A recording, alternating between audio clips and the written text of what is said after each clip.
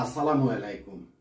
এখন থেকে দিন এবং রাতে 24 ঘন্টার ইলেকট্রিসিটি বিল আপনারা সেভ করতে পারবেন।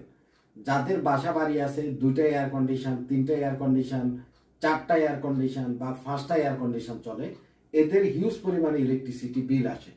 আবার যাদের বড় বড় অ্যাপার্টমেন্ট আছে, লিফটগুলোতে প্রচুর পরিমাণে ইলেকট্রিসিটি বিল আসে।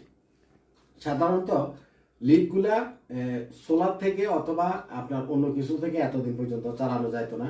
বেশিরভাগ ক্ষেত্রে মানুষ লিফটগুলাকে চালায় হচ্ছে ব্যাকআপের জন্য জেনারেটর দিয়ে।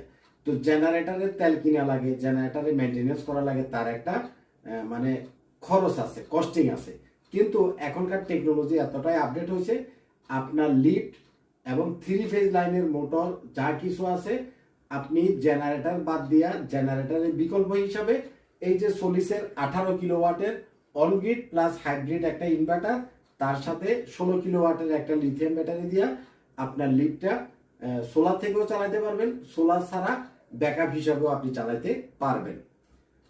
গভর্নমেন্ট নেট মিটারিং এর জন্য গ্যাজেট আকারে একটা রুলস পাস করছে। যে কোনো বাসা বাড়িতে, পল্লী বিদ্যুতে অথবা শহরে অথবা ফ্যাক্টরিতে 3 ফেজ লাইন হোক অথবা সিঙ্গেল ফেজ লাইন হোক, যে কোনো বৈদ্যুতিক লাইনে আপনি নেট মিটারের জন্য অ্যাপ্লিকেশন করতে পারবেন।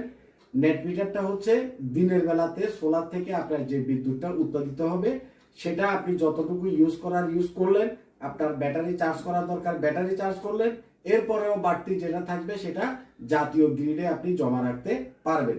তো জাতীয় গ্রিডে দিনের বেলা সোলার থেকে যে বিদ্যুৎটা আপনি জমা রাখলেন, সেটা আপনি আবার রাত্রে বেলাতে ইউজ করতে পারবেন। তাইলে বিষয়টা কি দাঁড়ালো? ধরেন আপনার একটা 20 কিলোওয়াটের সেট আপ আছে, আপনার ঘরে 4টা-5টা এয়ার কন্ডিশন চলে। এয়ার কন্ডিশন গুলোর কারণে প্রতি মাসে 30 থেকে 50 হাজার টাকা আপনার ইলেকট্রিসিটি বিল আসে। এখন আপনি আপনার ঘরের যত যা কিছু আছে, এয়ার কন্ডিশন, পানির motor, light, fan, TV, fridge, সবকিছু সোলিসের এই 18 কিলো ইনভার্টার, তার সাথে ডায়াটিসানের 16 কিলো ব্যাটারি, একটা বা দুইটা আপনার প্রয়োজন অনুপাতে দিবেন এবং এটার সাথে 20 কিলোওয়াটের সোলার প্যানেলের একটা সেট আপ করবেন। তারপরে কি হবে? দিনের বেলাতে আপনি সোলার থেকে আপনার এয়ার কন্ডিশন, পানির মোটর যা আছে সেগুলো তো চালাতে পারলেন, দিনের বিলটা আপনার একদম জিরো হয়ে যাবে। এবং দিন শেষে রাত্রে বেলাতে আপনি ব্যাটারি থেকে ব্যাকআপও নিতে পারবেন। আবার নেট মিটার যদি আপনি করেন, সোলার থেকে যতটুকু আপনি ইউজ করলেন, উদ্বৃত্ত যেটা সোলার থেকে থাকবে সেটা আপনি গ্রিডে জমা রাখতে পারবেন এবং রাত্রে বেলাতে সেই বিদ্যুৎটা আপনি ইউজ করতে পারবেন।